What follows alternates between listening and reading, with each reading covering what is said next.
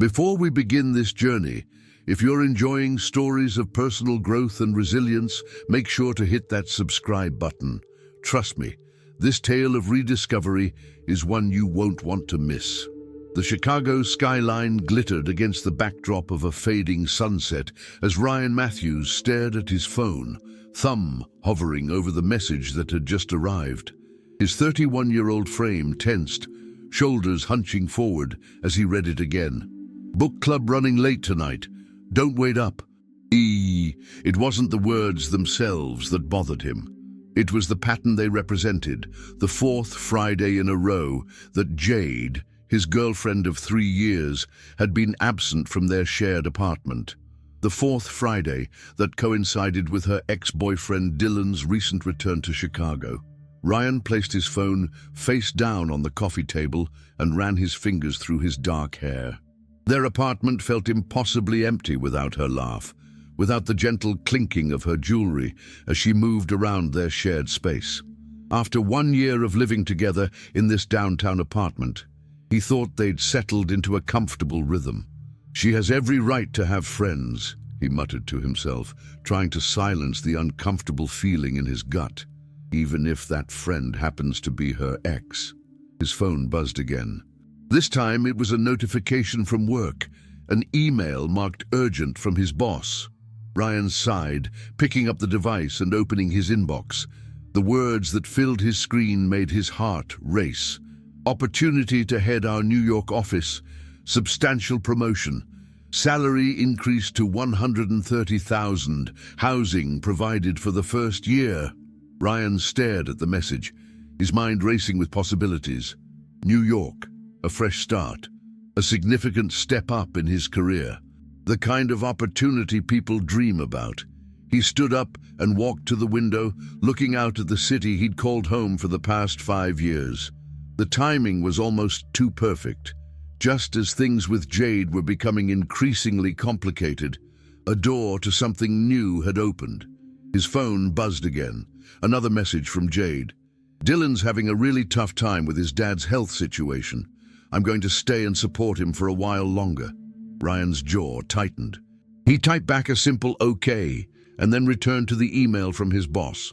Without allowing himself to overthink, he clicked reply and began typing a response expressing his interest in learning more about the position. "You need to trust me, Ryan.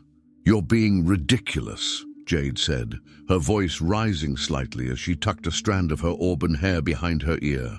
At 29, she had an effortless beauty that had first captured Ryan's attention at a mutual friend's wedding 3 years earlier. They stood in their kitchen, the morning light casting long shadows across the countertops. Ryan had finally voiced his concerns about her increasingly frequent visits to Dylan's apartment. "I'm not questioning your right to have friends," Ryan replied, keeping his voice measured. "I'm just saying it feels off. Every weekend now, plus Friday nights, with your ex?" Jade's green eyes flashed with irritation. "It's a book club, and yes, Dylan happens to be hosting it, and yes, I'm supporting him through a difficult time with his father's illness. What part of that should I apologize for?" Ryan took a deep breath, trying to organize his thoughts. "No one's asking for an apology. I'm just telling you how it makes me feel." "How it makes you feel," Jade repeated, her tone shifting to one of accusation. "You mean how insecure it makes you feel? That's a you problem, not a me problem." The words stung more than Ryan wanted to admit. 3 years together, and this was how she responded to his vulnerability. "Fine," he said quietly. "You're right. It's my problem." Later that evening, alone again in their apartment, Ryan opened his laptop and found a follow-up email about the New York position. His boss wanted an answer within the week. This would be the 3rd time the opportunity had been presented to him.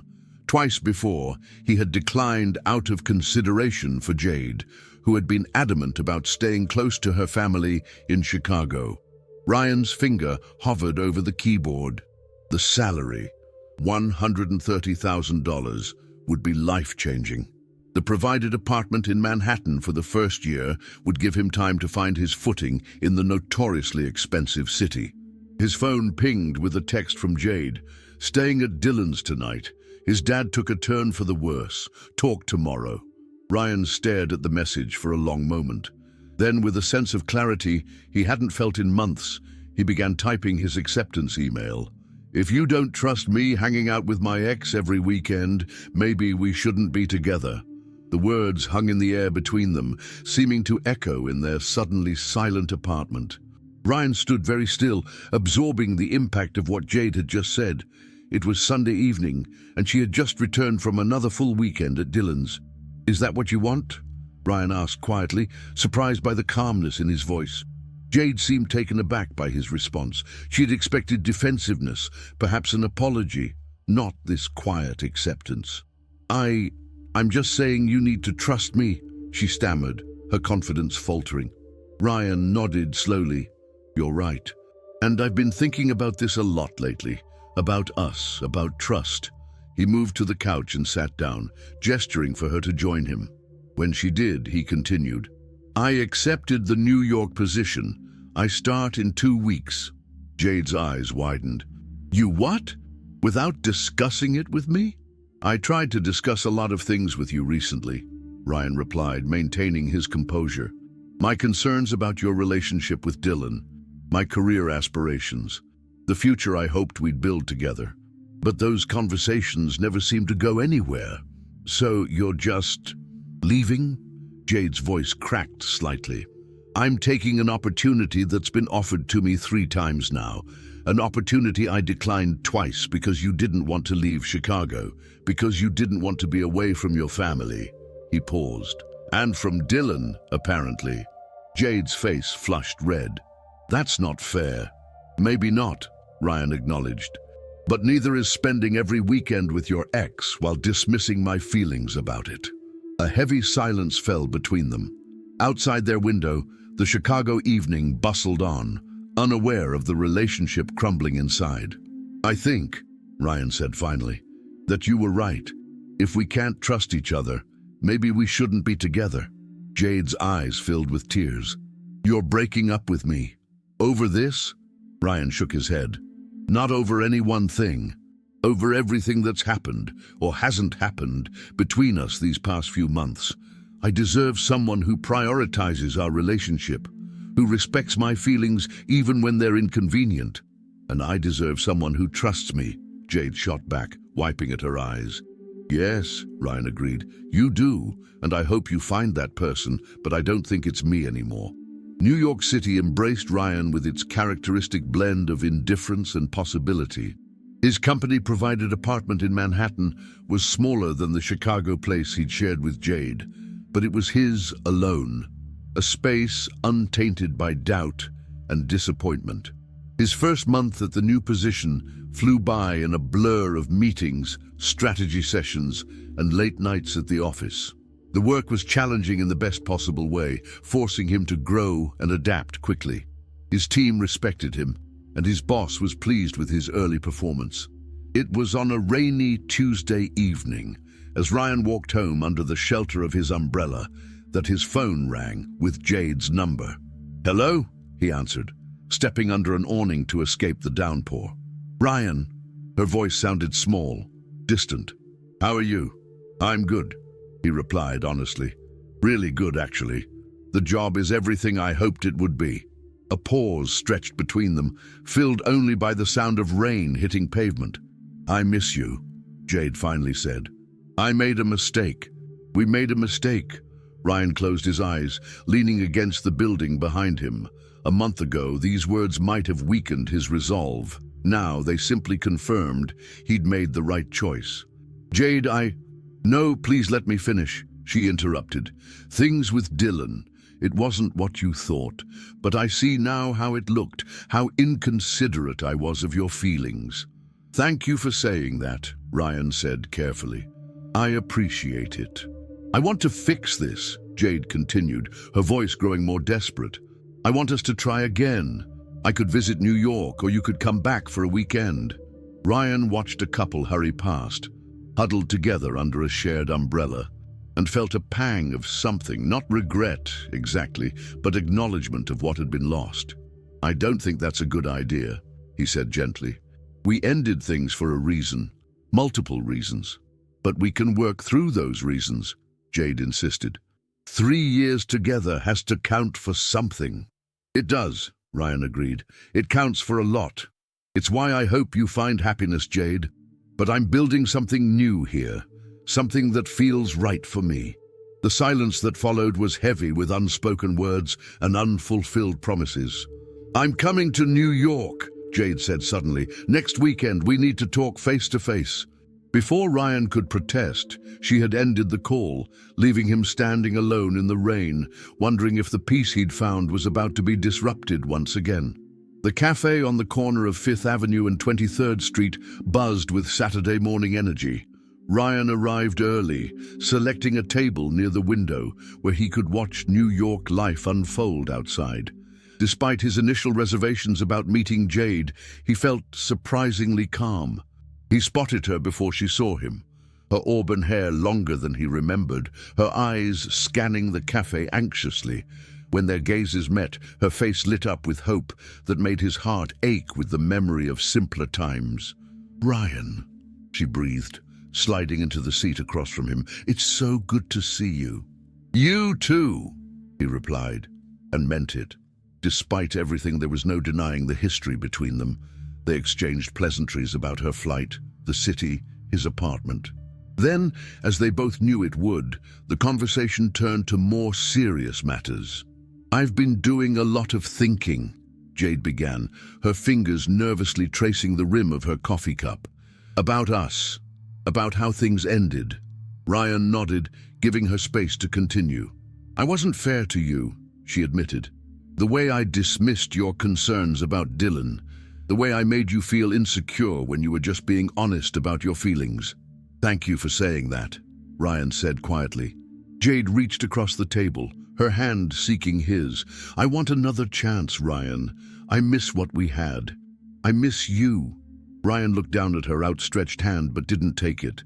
"Jade, Before you say anything," she interrupted, "I want you to know I'm willing to move here, to New York. I've already looked into job opportunities and—" "Jade," Ryan said more firmly, "there's something you should know." Her hand retreated slowly. "What is it?" Ryan took a deep breath. "After we broke up, I heard from Marcus." Jade's expression shifted instantly, her eyes widening with recognition at the mention of their mutual friend. "He saw you and Dylan together at the Lakefront Bistro, back in February." Color drained from Jade's face. "Ryan, I can explain." "February," Ryan continued calmly, "when we were still together, when you told me you were at your sister's place." Jade's lips parted, but no words came out. "Marcus didn't tell me right away because he wasn't sure what was going on. Thought maybe it was innocent, but when he heard we'd broken up, he figured I should know." Ryan paused. "You were kissing, Jade, and from what he described, it wasn't the first time." Tears welled in Jade's eyes. It wasn't what you think." "It doesn't matter what I think," Ryan replied. "What matters is that you lied. Not just about where you were, but about everything. All those weekends at book club. And all those nights Dylan needed emotional support." A tear slid down Jade's cheek. "I never meant to hurt you." "Maybe not," Ryan acknowledged. "But you did. And now you're here asking for another chance, still not being honest about what really happened." The cafe continued its Saturday bustle around them, oblivious to the painful truth being laid bare at their small table by the window. "I've moved on, Jade," Ryan said gently, "and I think you should too." 6 months into his New York life, Ryan barely recognized the man he'd been in Chicago. His career was flourishing, his social circle expanding, and the weight of doubt and insecurity that had plagued his final months with Jade had lifted completely. On a crisp autumn evening, as golden leaves skittered across Washington Square Park, Ryan sat on a bench checking his email when a notification from a mutual friend appeared. The message contained a link to a local Chicago news article, "Local business owner under investigation for tax evasion." Ryan clicked the link, his eyebrows raising as he read about Dylan's vintage record store being investigated by the IRS. Further down in the article, a small mention that the investigation had been triggered by an anonymous tip regarding unreported cash sales. His phone buzzed with a text from Marcus. Heard Jade moved back in with her parents after the Dylan fiasco. Guess karma's real after all. Ryan didn't respond immediately. Instead, he pocketed his phone and continued his walk through the park, feeling neither satisfaction nor regret about Jade's situation. Those emotions belonged to a chapter of his life that had closed. As he approached his favorite coffee shop, he spotted a Weef through the window, the intelligent, thoughtful woman he'd been dating for the past 2 months. She waved when she saw him, her smile warming him more than the coffee she'd already ordered for him. "How was your day?" she asked as he sat down across from her.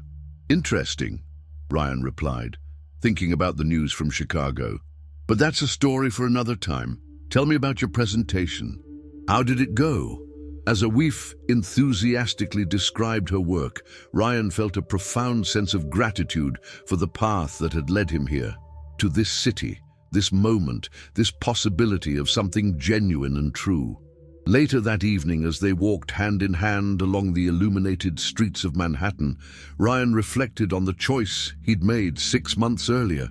Not just the choice to leave Chicago or accept the promotion, but the choice to value himself enough to walk away from a relationship that had become a source of pain rather than joy. Sometimes the hardest choices lead to the most necessary beginnings. And his new beginning, Ryan realized as a Weef's hand squeezed his, was turning out to be even better than he could have imagined. If this story of renewal and self-respect resonated with you, don't forget to subscribe to the channel, drop a like, and share your thoughts in the comments below. Your support helps bring more stories like Ryan's to life. Until next time, remember that sometimes the best choice is the one that honors your own worth.